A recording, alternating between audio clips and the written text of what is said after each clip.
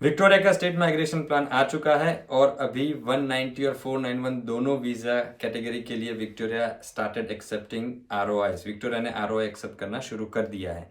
तो उनके जो मेन हाइलाइट्स हैं 190 और 491 के लिए विक्टोरिया ने थोड़ा सा बहुत सारा आलस दिखाया है और उन्होंने कुछ ज़्यादा चेंजेस नहीं किए हैं। एक दो चेंजेस हैं वो मैं आपको इस वीडियो में दिखाता हूँ कि what are the major changes Victoria has made. तो चलिए अब मैं शुरू करता हूँ, अपना स्क्रीन शेयर करता हूँ and I will show you what are the basic 190 और 491 के रिक्वायरमेंट्स क्या है and if someone is trying to apply how they can apply. वो ऑनशोर है या ऑफशोर है वो दोनों के लिए यही सेम सिस्टम लागू होगा।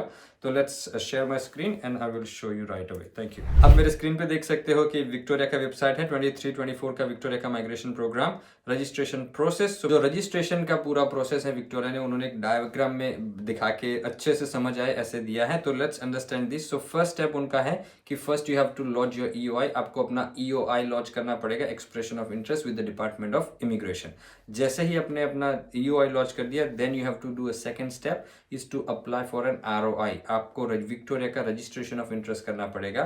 थर्ड स्टेप होगा कि जब आपको you will be invited to complete a nomination application. आपको नॉमिनेशन एप्लीकेशन करने के लिए इनवाइट किया जाएगा और उसको बोलते हैं प्री इनवाइट। और जब आपका प्री इनवाइट आएगा then you can apply for your visa. फिर आपके ईओआई में आपको लिंक भेज दिया जाएगा and then you can apply for your visa straight away from that particular link. आप वहाँ से अपना वीज़ा अप्लाई कर सकते हो। तो स्ट्रेट फॉरवर्ड वीज़ा है।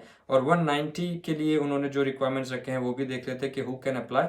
फर्स्टली जो विक्टोरिया में जो committed to living in Victoria, Victoria में कमिटेड है, जिनके 45 हैं पॉइंट्स हैं, 65 पॉइंट्स मिनिमम बन रहे हैं, स्किल असेसमेंट है, वो सारे डिपार्टमेंट के रिक्वायरमेंट्स है। लेकिन अगर आपको उनके सीक्रेट रिक्वायरमेंट देखने हैं तो यहाँ पे क्लिक करना पड़ेगा। Then you will see onshore and working in Victoria के जो ऑनशोर हैं और विक्टोरिया में काम कर रहे हैं उनके लिए ये सारे कंडीशन उन्होंने रखे कि आपको अगर सैलरी अपना क्लेम कर रहे हो तो आपको स्किल ऑक्यूपेशन 1, 2 या 3 में काम करना पड़ेगा, तभी जाके आप क्लेम कर पाओगे। आपकी अर्निंग जो है उसके सारे जो सपोर्टिंग डॉक्यूमेंट्स भी आपको देने पड़ेंगे। सो आप पूरा इन्फॉर्मेशन यहाँ पे रीड कर सकते हो। अगर आप ऑफशोर हो तो ऑफशोर के लिए उन्होंने रखा है कि must be committed to living in Victoria and you will need to have a valid skill assessment which is very nominal requirement. तो ऑफशोर से कोई भी अप्लाई कर सकते हैं। फर्स्टली फर्दर एलिजिबिलिटी, अगर एलिजिबिलिटी में सारे रिक्वायरमेंट कैसे करना है, age, English point, commitment to Victoria, ये सारा आप यहाँ पे पूरा पढ़ सकते हो। I am not reading it because time constraint की वजह से। सेम चीज़ अगर आप 190 का हमने जैसे देखा वैसे अगर 491 में भी जाते हो you will have the same thing. Okay let me ऊपर जाओ, जवा दो पहले। एज सेम एज 190 अगर आप 491 में भी जा रहे हो then it's a similar process. आपको आरओआई करना है लेकिन first you have to check who can apply. तो जो भी विक्टोरिया में रह रहे हैं रीजनल विक्टोरिया में वही अप्लाई कर पाएंगे। जो ऑनशोर एप्लीकेंट्स हैं उनके लिए है ये। ऑफशोर के लिए डिफरेंट अरेंजमेंट है। लेकिन अगर आप ऑस्ट्रेलिया में हो तो आप किसी और स्टेट से अप्लाई नहीं कर पाओगे। You must be living in Victoria, आप विक्टोरिया में रह सकते हो। And then eligible occupation list है, उनका सारा लिस्ट है रीजनल विक्टोरिया में कौन से पॉइंट्स हैं, ये सब कुछ प्रेटी नॉर्मल इन्फॉर्मेशन। ये सेम डायग्राम जो मैंने अभी आपको एक्सप्लेन किया था वो डायग्राम भी है। एंड जो ऑनशोर एप्लीकेंट्स हैं उनके लिए कुछ अलग रिक्वायरमेंट्स हैं कि you must B currently living and working in regional Victoria. You can claim annual earnings in your registration from your skilled employment in regional Victoria. तो आपको बेसिकली अगर आप ऑफशोर ऑनशोर एप्लीकेंट हैं तो आप विक्टोरिया में रीजनल में रह रहे हो एंड देन आप अपना एनुअल अर्निंग जो है वो क्लेम कर रहे हो रीजनल विक्टोरिया से। ये दोनों कंडीशन आपको मीट करने पड़ेंगे।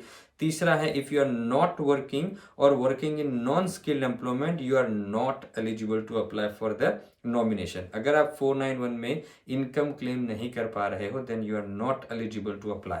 ऑफशोर एप्लीकेंट के लिए क्या है कि you must be committed in living in regional Victoria, you will need to have a valid skill assessment and we are currently prioritizing the offshore candidate visa for the health care, social services and education. So अगर आप health care, social service या education पे काम कर रहे हो तो आपका ईओआई प्रायोरिटाइज किया जाएगा। सो एंड वंस आपका नॉमिनेशन आ जाता है फिर आपको कुछ ज़्यादा प्रोसेस नहीं है। आपको सिर्फ अपने ईओआई में जाके you just need to make an application and wait for the visa to be granted. So overall मैं आपको ये पूरा state migration plan, I am not going through the screen sharing and all that, लेकिन मैं आपको जो important चीज़ है वो बताने आया हूँ कि जो विक्टोरिया के पास अभी अगर आप 491 और 190 में देखो तो 190 में उनके पास 2000 से ज़्यादा सीट्स हैं while in 491 they have only 600 seats. So when you are applying for 491 or 190 then you have to make a deliberate decision कि अगर मैं 491 अप्लाई कर रहा हूँ, can I am I eligible, if I am applying for 190 am I eligible, then कि seats और numbers ये दोनों को आपको ध्यान में रख के अपना डिसीजन बनाना है। अगर आपको डिसीजन बनाने में कोई दिक्कत होती है तो please let me know, I am here to help. या फिर आप हमारे साथ हमारा कंसल्टेशन बुक करवा सकते हो। And if you want to ask me something in my live session, आप मेरे लाइव सेशन में भी मुझे पूछ सकते हो। So thank you very much for watching this video. I am Krunal Nayak, your registered migration agent, and I will see you in the next. Thank you.